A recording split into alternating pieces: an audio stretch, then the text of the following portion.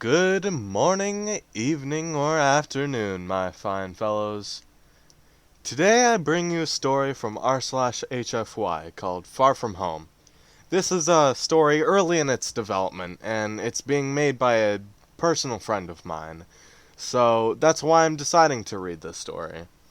However, that's not the only reason I'm deciding to read this story.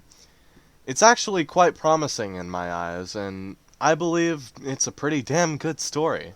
But, without any further ado, let's get right into it. This is Far From Home, Chapter 1. Star Phoenix, 0 hours since the incident. He was dazed in his capsule as he stared at the blinking red button on the control panel. The button was larger than the other buttons. It was square, about the size of a SIM card, with black bold buttons written on it. Master Alarm, it said. He stared at it for a few moments before his senses started to come back to him. He realized his pilot was trying to talk to him. What? The captain asked. I said there was something wrong with the jump. God knows how far away we are from where we're supposed to be, sir, the pilot shouted. As the captain looked around, he saw the engineer was frantically pressing buttons and flipping switches. He looked back at the master alarm, now noticing the beeping. He pressed the red button, shutting it off. Find out what set off that master alarm and see if our life support is intact, he ordered the engineer. Already on that, sir. The captain, seemingly satisfied, looked to his left and at his pilot. Find out where we are and how far off course we are, ordered the captain. Yes, sir, responded the pilot. The captain pushed the button on the side of his helmet to activate the FTLC, faster than light communication. This is Star Phoenix to Houston. Do you copy? The captain waited a few seconds before repeating. This is Star Phoenix to Houston. Do you copy? The captain closed his eyes, silently praying to himself as fear and realization slowly grew inside him. Houston, do you copy?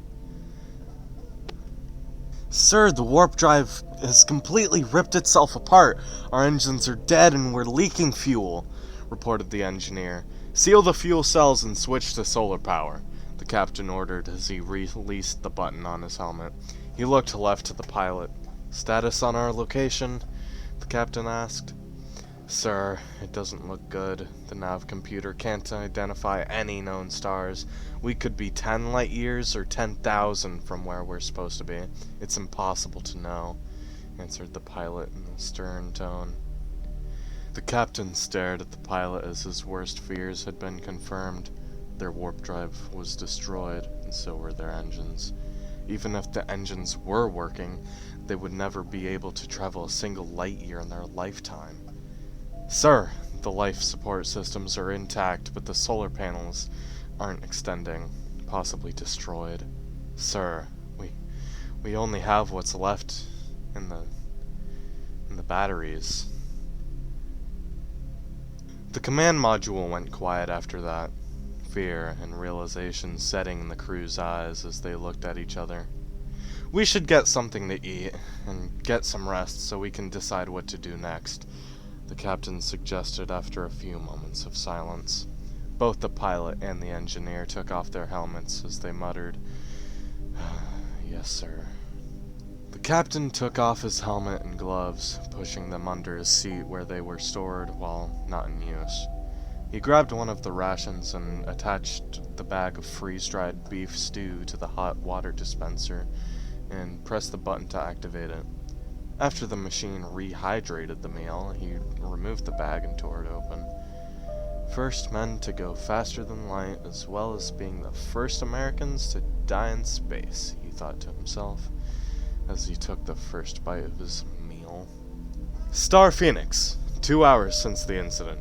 3 days, the engineer announced. 3 days till our batteries run out of juice, Captain. Captain let out a sigh, thinking of what to do.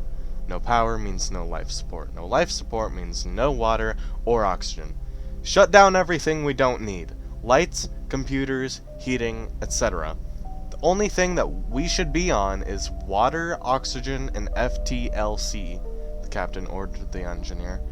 Don't we need the heating, sir? questioned the engineer. Yes, fucking turn it on periodically to keep us from freezing to death.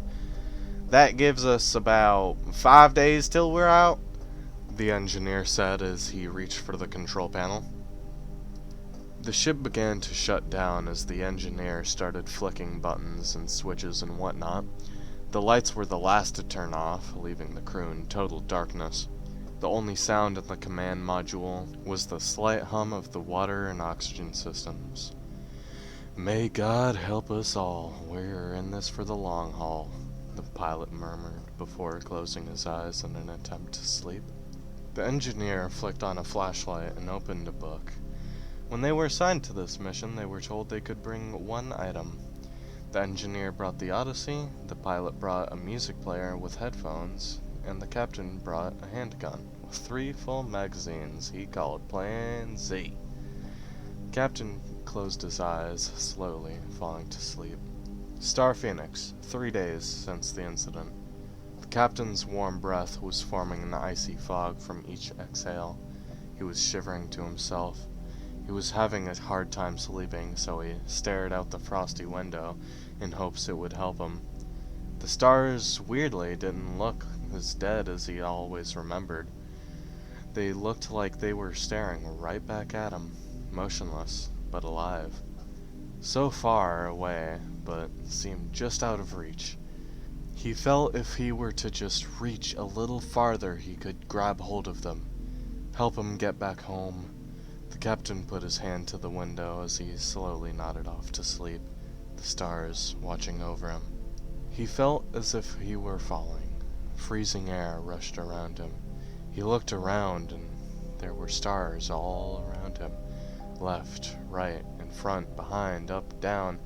He saw an inky void slowly closing from below him, blocking out stars as it grew. He faintly heard a constant beeping, slowly getting louder, just as the void closed around him, blocking out any light from the stars. Everything went bright. The captain woke up, slowly opening his eyes and then quickly shutting them at the bright cabin light. Letting his eyes adjust, he looked at the control panel to see the source of the beeping. There was a small yellow button on the control panel that was flashing. His eyes still adjusting to see the writing indicating what the button signified. A creeping suspicion of what it was came to him. The only thing they left on. He knew exactly what it was before his eyes could adjust enough to read the words. His suspicions were confirmed. The small yellow button had "Incoming transmission" written in bold letters. Alright, so that was Far From Home, Chapter 1. Tomorrow I'll probably start working on Far From Home, Chapter 2, and then so on and so forth. The person who's writing the story doesn't really have, like, a set schedule yet for when he's writing these, so I'll try to follow his schedule as much as I can, basically. So far, the story has gotten a lot of support, a lot of backing behind it. I mean, not really backing, but you know what I mean. A lot of people like it, and honestly, I do too. It's a pretty interesting story, and I'd love it to, see the light of day for a lot of people. That's why I'm kind of, reading it aloud, so maybe it gains more popularity or something like that. Uh, I can't say I wasn't, what's the word? Inspired by other creators that do the same thing. Prime example being NFY, which is a small channel on YouTube that reads a whole bunch of other stories coming from r/HFY. You should really go check him out. I'll try my best to do whatever I can to, uh, fucking, yeah. uh, this is my first kind of video like this, so if there's any mistakes or If things are getting a little slow, just let me know. I'm trying to make this into an actual thing, an actual series, And can't deny, kind of excited. Uh, I've always been told that, my voice is like this thing, like I should be a radio hoster or a voice actor or someone who reads stories, which is what I'm doing now. So I've decided to take that advice and run with it and hopefully, you know, hope for the best, prepare for the worst. This takes off somehow. And yeah, see you guys in the next iteration. I promise I will absolutely fucking keep up on this. Okay? Alright. See y'all in the next one. And fuck.